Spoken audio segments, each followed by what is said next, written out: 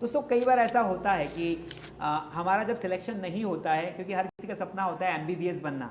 मैं आजकल बच्चों को देखता हूँ नहीं होता है तो वो डिसअपॉइंटेड हो जाते हैं। डॉक्टर मनीष ये बताइए कि अगर किसी बच्चे का आज के टाइम में नीट में सिलेक्शन नहीं होता है, उसे एमबीबीएस नहीं मिल पाता है, तो क्या वो फिर भी डॉक्टर बन सकता है और बन सकता है? बिल्कुल सर। यानी कि बीएचएमएस वर्सेस एमबीबीएस डॉक्टर, दोनों में काफ़ी वो चलता रहता है। कौन बेस्ट है आपके हिसाब से? सर बेस्ट तो कि बहुत सारे जो डॉक्टर होते हैं वो बिना कारण के टेस्ट करवाते हैं, बीमारी चाहे छोटी सी हो लेकिन बहुत सारे टेस्ट लिख देंगे क्योंकि शायद उनको कमीशन मिलता है।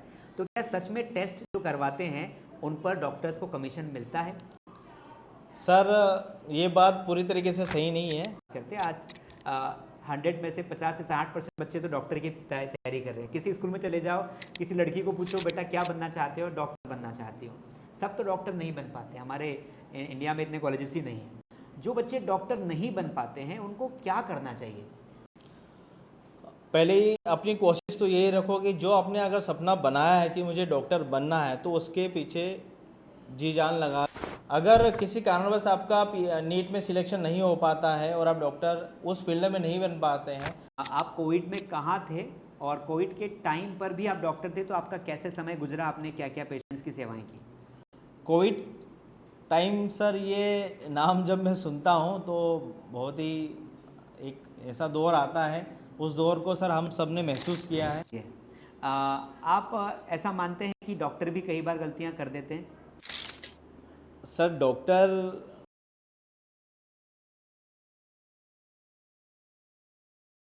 दोस्तों डॉक्टर अंबेडकर साहब ने कहा है शिक्षा वो शेरनी का दूध है, जो पिएगा वो दहाड़ेगा। दोस्तों आज अपना निमाड़ के इस YouTube चैनल पर हम एक ऐसे मेहमान से आपको मिलवाने वाले हैं जो निमाड़ के एक छोटे से गांव से आते हैं, लेकिन उन्होंने अपने सक्सेसफुल डॉक्टर बनने का सफ़र तय किया है। दोस्तों डॉक्टर बनना तो हर किसी का सपना होता है, लेकिन हर कोई बन नहीं पाता है। कुछ चुनिंदा लोग बन पाते हैं और लोगों की सेवा करते हैं। आज हम आपको जिनसे मिलवाने वाले हैं वो अपनी गरीबी को हराकर एक अच्छे डॉक्टर बने। न केवल एक अच्छे डॉक्टर बने पर वो बहुत सारे क्षेत्रों में काम करते हैं। वो एक सर्जन के असिस्टेंट का काम भी करते हैं, साथ में कुछ कॉमेडी के वीडियोस भी बना लेते हैं और साथ में लोगों को गाइड भी करते हैं और उनकी सेवा करते हैं। तो चलिए बहुत सारी बातें करने वाले हैं। आज का जो हमारा जो पॉडकास्ट होने वाला है दोस्तों, उसमें हम बात करेंगे कि एक ऐसा बच्चा जो बायोलॉजी लेता है वो कैसे नीट की परीक्षा देकर डॉक्टर बन सकता है।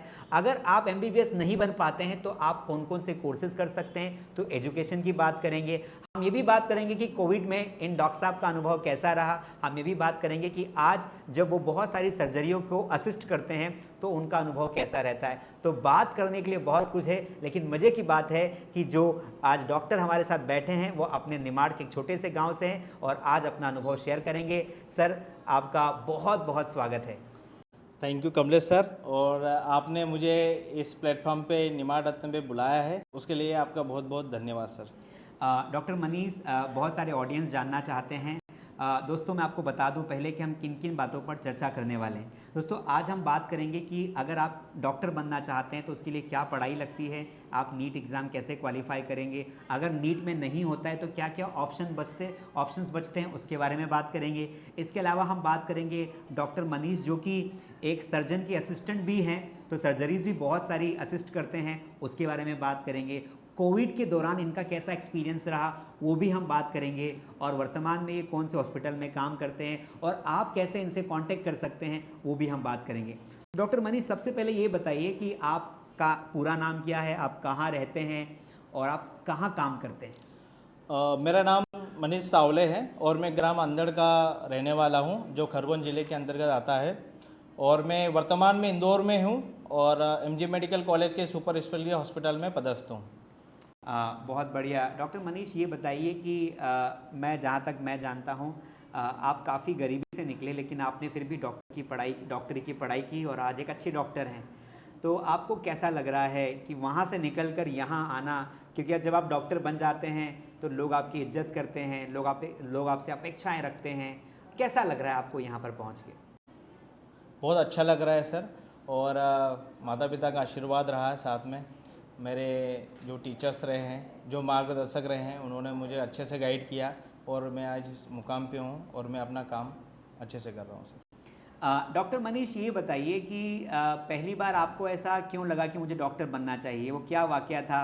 आपने 12th की होगी, उसके बाद ही डॉक्टर बनने का सोचा होगा, तो कब मन में ख़्याल आया कि डॉक्टर बनना चाहिए? मैंने 12th सर बायोलॉजी से किया था। उसके बाद मैंने सोचा नहीं था कि मुझे डॉक्टर बनना है। फिर मैंने पीएमटी की एग्ज़ाम दिया था और उसके बाद मेरा उसमें सिलेक्शन नहीं हुआ था।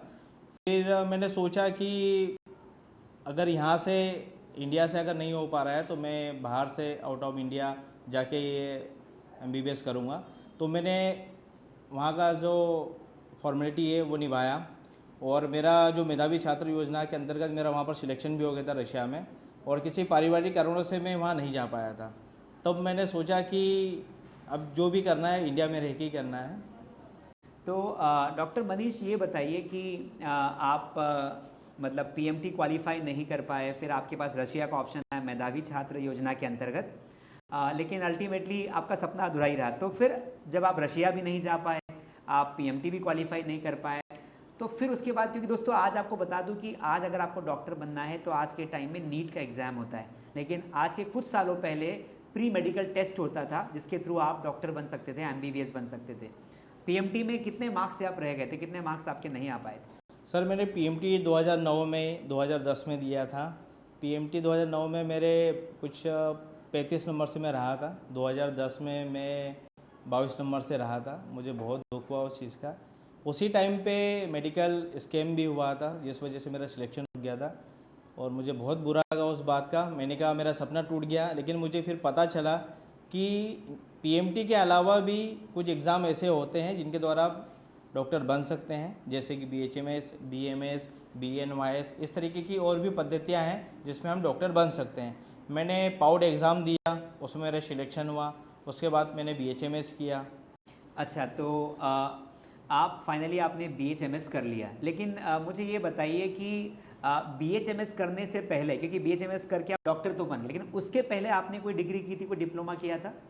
बीएचएमएस करने के पहले सर मैंने एमजी मेडिकल कॉलेज में सर्जरी असिस्टेंट का कोर्स होता है, उसमें मैंने एडमिशन लिया। 2 साल का वो कोर्स कंप्लीट किया और जब मैंने वहाँ ये कोर्स किया, वहाँ पर मुझे बड़े सर्जनों के साथ में काम करने का मौका मिला और वहाँ पर मरीजों के साथ में रहने का मौका मिला, उनकी बीमारी समझने का मौका मिला और वहाँ से एक अंदर से फीलिंग आई है कि ये जो फील्ड है इसमें मुझे बहुत आगे कुछ करना है। तो उसके बाद फिर मैंने ये बीएचएमएस किया, डॉक्टर बना और अपना जो काम है, जो मैंने सीखा है वो MJ medical college MY hospital से वहीं से सीखा है और मेरे जो सर्जन हैं उन्होंने मुझे बहुत कुछ सिखाया है और मैं उन्हीं के साथ में काम करता हूँ।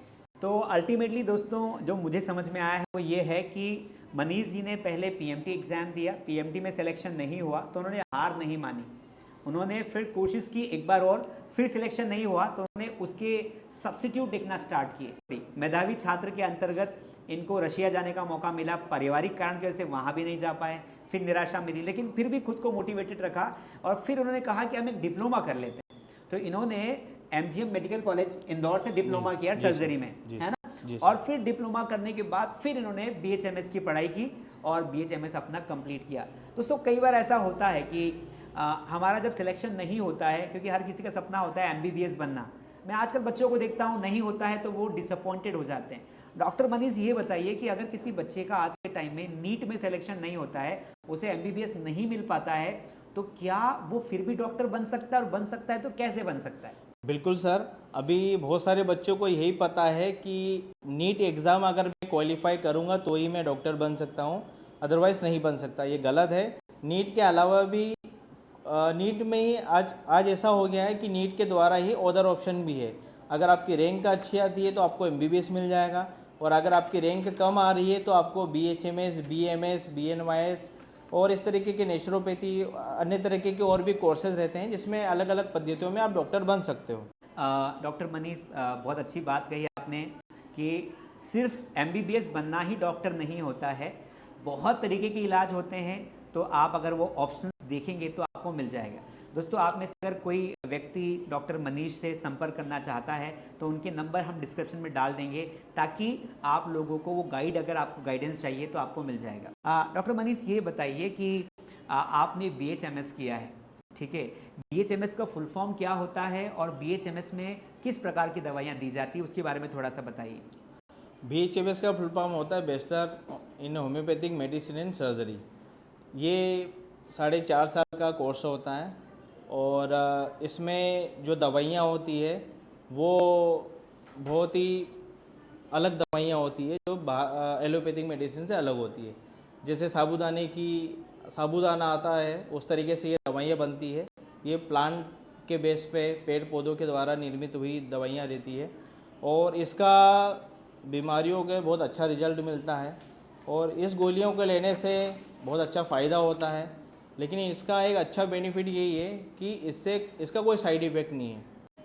डॉक्टर मनीष ये बताइए कि अगर हम ये मान लें कि कुछ इलाज ऐसे होते हैं जो एलोपैथी से नहीं होते हैं लेकिन वो होम्योपैथी से हो जाते हैं, तो क्या ऐसा संभव है, सही बात है क्या?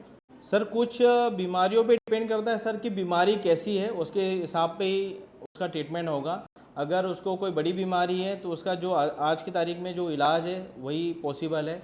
अगर हम सोचें कि कोई अलग बीमारी है और उसका हम इस तरीके से इलाज हो जाए तो वो पॉसिबल नहीं है सर। जो जैसे होम्योपैथिक में आप लो, होम्योपैथिक आयुर्वेदिक में स्किन की बीमारी, हेयर लॉस की बीमारी, फंगल इन्फेक्शन, किडनी की थोड़ी बहुत परेशानियाँ, यूरिन इन्फेक्शन, ये बहुत अच्छे से ठीक हो सकती है और इसका कोई साइड इफ़ेक्ट नहीं है। अच्छा ये बताइए डॉक्टर साहब कि अगर मैं पूछूं होम्योपैथिक वर्सेस एलोपैथिक, यानी कि बीएचएमएस वर्सेस एमबीबीएस डॉक्टर, दोनों में काफ़ी वो चलता रहता है, कौन बेस्ट है आपके हिसाब से? सर बेस्ट तो सभी है, हर डॉक्टर बेस्ट है अपनी अपनी फील्ड में। मेरा बेस्ट के ऊपर तो मैं एक ही बात कहूँगा कि जो डॉक्टर अपने मरीज़ को ठीक करे और ठीक करना चाहता है वो बेस्ट डॉक्टर है और अपने मरीज़ का भला करे वो बेस्ट है। बाकी तो ये सब नोकझोंक है और ये जो चीज़ें वो तो सब चलती रहेगी। अच्छा डॉक्टर साहब ये बताइए कि अभी वर्तमान में आप कहाँ काम करते हैं? मैं सर वर्तमान में MG medical college super speciality hospital में सर्जरी असिस्टेंट के पद पे कार्यरत हूँ सर। मतलब आप रोज़ सर्जरियाँ करते हैं? जी सर, मेरा यही काम है सर, मैं सर्जरी असिस्ट करता हूँ और मेरा डेली का सर रूटीन यही है ड्यूटी जाने के बाद में। अच्छा बताइए कि आपका डेली का रूटीन कैसा है, सुबह से लेकर शाम तक हॉस्पिटल में क्या क्या काम करते हैं? सर मेरा डेली रूटीन यही है, हमारा जो भी टाइम है हम मॉर्निंग में ऑपरेशन थिएटर में जाते हैं, हम लिस्ट देखते हैं कि कौन से पेशेंट का क्या डायग्नोसिस है, क्या ऑपरेशन प्लान किया है, उसके हिसाब से हम लोग तैयारी करते हैं सर, कैसा ऑपरेशन करना है, उसके क्या क्या इंस्ट्रूमेंट, क्या क्या इक्विपमेंट लगेगा, क्या क्या सामान लगेगा और सर्जन से कोऑर्डिनेट करके सर उस पेशेंट का जितना अच्छा कर सकते हैं काम वो बेहतर करने की कोशिश करते हैं। आपके हिसाब से एक अच्छा डॉक्टर कौन होता है? सर एक अच्छा डॉक्टर वही है अगर उसके पास अगर कोई पेशेंट आ रहा है, पेशेंट आता है तो सर अपनी बीमारी के साथ में आ रहा है, उसको पूरी उम्मीद है कि मैं जिस डॉक्टर के पास जा रहा हूँ वो मुझे ठीक कर देगा, उसके अलावा उसको कुछ भी नहीं चाहिए। तो अच्छा डॉक्टर का मतलब यही है सर कि जो पेशेंट आ रहा है उसको सही जानकारी दे, उसकी बीमारी के बारे में उसी को या उसके परिवार को अवगत कराए और उसके लिए जो बेस्ट ट्रीटमेंट है वो दे। और अगर उसको उस ट्रीटमेंट से फ़ायदा हो रहा है तो वही उस मरीज़ के लिए अच्छा डॉक्टर है और वो डॉक्टर भी बहुत अच्छा है। डॉक्टर मनीष ये बताइए कि बहुत सारे जो डॉक्टर होते हैं वो बिना कारण के टेस्ट करवाते हैं, बीमारी चाहे छोटी सी हो लेकिन बहुत सारे टेस्ट लिख देंगे क्योंकि शायद उनको कमीशन मिलता है। तो क्या सच में टेस्ट जो करवाते हैं उन पर डॉक्टर्स को कमीशन मिलता है? सर ये बात पूरी तरीके से सही नहीं है। टेस्ट हम डॉक्टर से इसलिए कराते हैं अगर कोई मरीज आ रहा है किसी प्रॉब्लम को लेकर और उस बीमारी का हमें डायग्नोसिस बनाना पड़ेगा, तो उस डायग्नोसिस के लिए जो फर्दर इन्वेस्टिगेशन होते हैं, जो रूटीन टेस्ट होते हैं वो तो सर अनिवार्य है, वो तो कराना ही पड़ेगा सर। उसी के आधार पे हम आगे का ट्रीटमेंट प्लान करेंगे। तो आपका मतलब ये है कि जो टेस्ट होते हैं वो पेशेंट्स को करवाने चाहिए ताकि उनकी बीमारी का पता लग सके। ये बताइए, चलो स्टूडेंट्स के बारे में बात करते हैं, क्योंकि आपने मेरे क्वेश्चन का उतना पूरा जवाब तो नहीं दिया है, क्योंकि कुछ हद तक होता भी होगा नहीं भी होता होगा, हमें नहीं पता है, लेकिन इस बात से मैं सहमत हूँ कि अगर कोई डॉक्टर पेशेंट्स को टेस्ट लिखते हैं तो उनको करवाने चाहिए। ये बताइए कि स्टूडेंट्स के बारे में बात करते हैं। आज 100 में से 50 से 60% बच्चे तो डॉक्टर की तैयारी कर रहे हैं। किसी स्कूल में चले जाओ, किसी लड़की को पूछो बेटा क्या बनना चाहते हो, डॉक्टर बनना चाहती हो। सब तो डॉक्टर नहीं बन पाते, हमारे इंडिया में इतने कॉलेजेस ही नहीं हैं। जो बच्चे डॉक्टर नहीं बन पाते हैं उनको क्या करना चाहिए? पहले ही अपनी कोशिश तो यही रखो कि जो आपने अगर सपना बनाया है कि मुझे डॉक्टर बनना है तो उसके पीछे जी जान लगा दो और पूरी लगन के साथ में काम करो। और डॉक्टर बन के आप रहोगे। अगर किसी कारणवश आपका नीट में सिलेक्शन नहीं हो पाता है और आप डॉक्टर उस फील्ड में नहीं बन पाते हैं तो उधर भी ऑप्शन है, उसमें निराशा नहीं होनी चाहिए। मेडिकल फील्ड में बहुत सारे ऑप्शन हैं।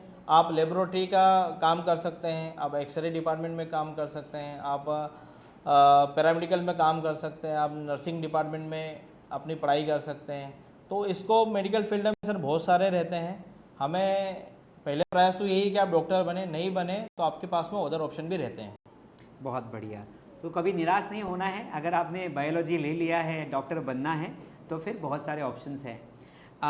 अगला क्वेश्चन आता है कोविड टाइम से। डॉक्टर मनीष ये बताइए कि आप कोविड में कहाँ थे और कोविड के टाइम पर भी आप डॉक्टर थे, तो आपका कैसे समय गुजरा, आपने क्या क्या पेशेंट्स की सेवाएं की?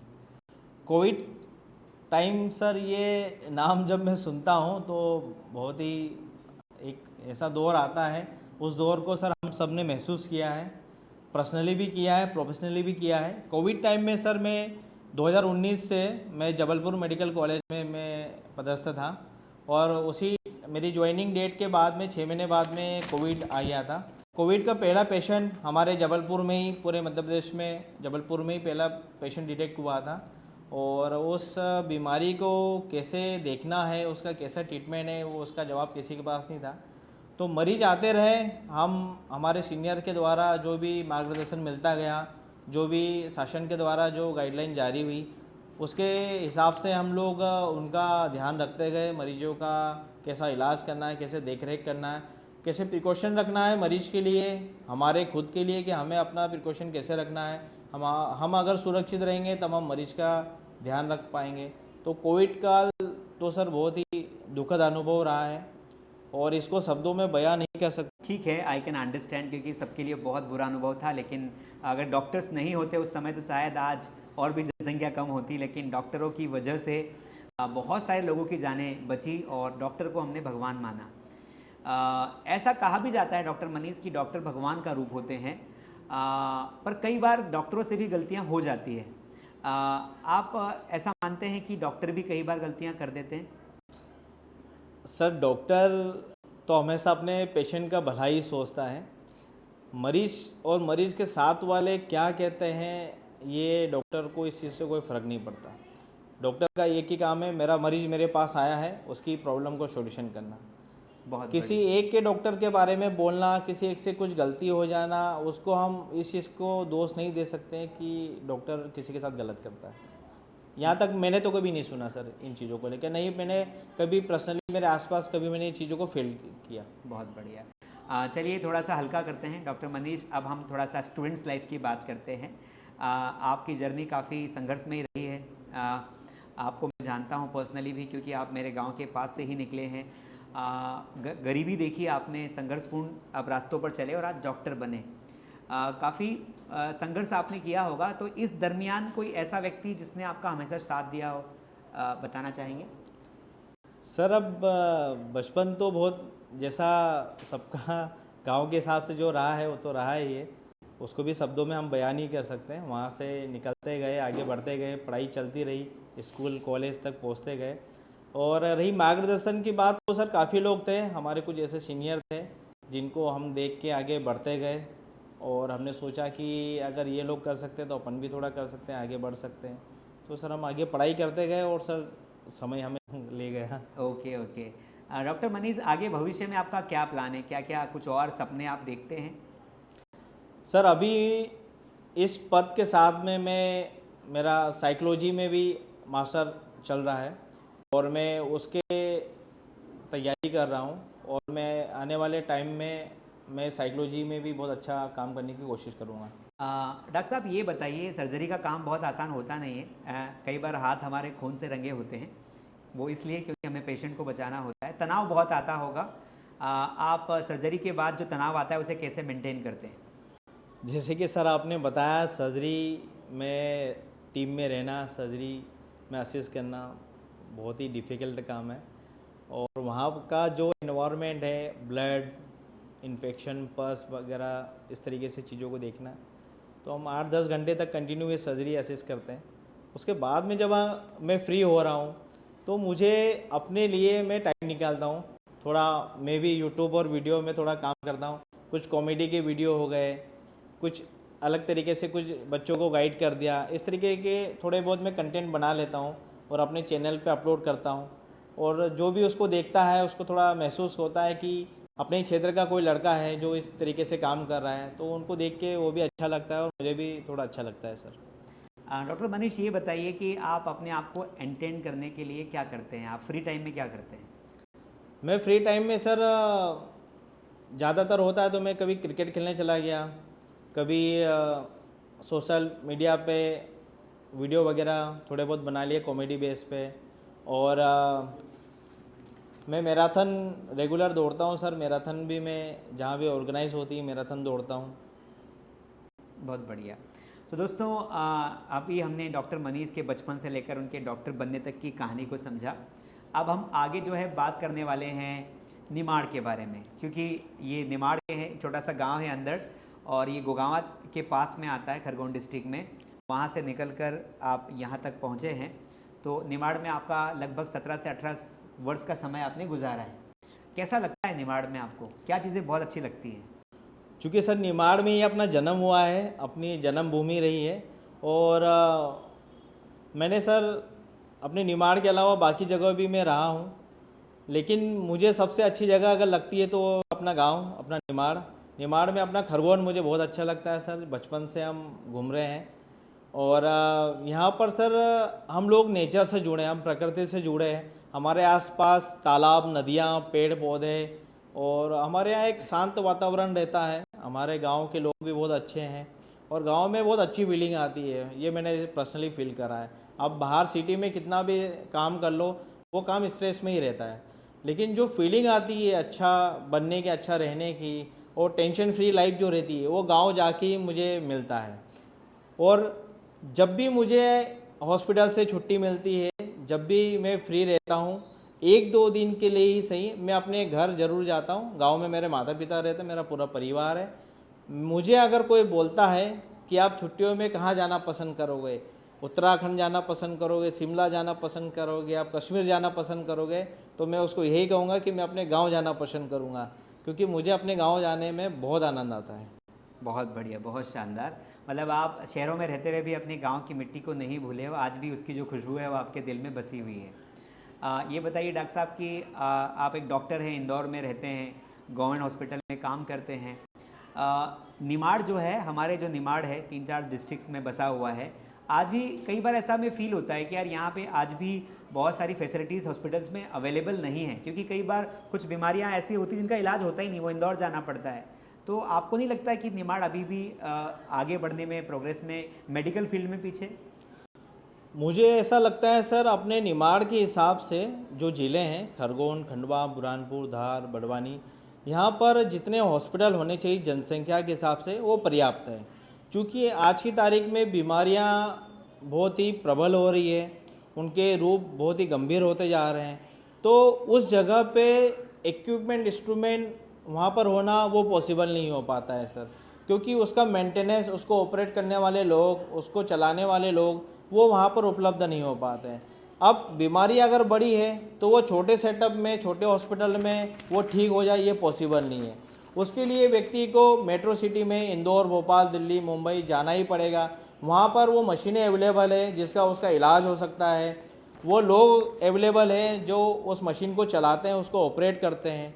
तो जगह के हिसाब से मशीनें, हॉस्पिटल बने हुए हैं। और अगर आपका इलाज, अगर छोटी मोटी बीमारी है तो आपका इलाज अपने लोकल, अपने आसपास जो हॉस्पिटल है वहाँ करा लीजिए।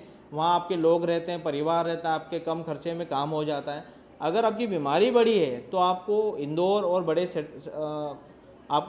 और बड़े शहरों में जाना ही पड़ेगा अपने बेहतर इलाज के लिए।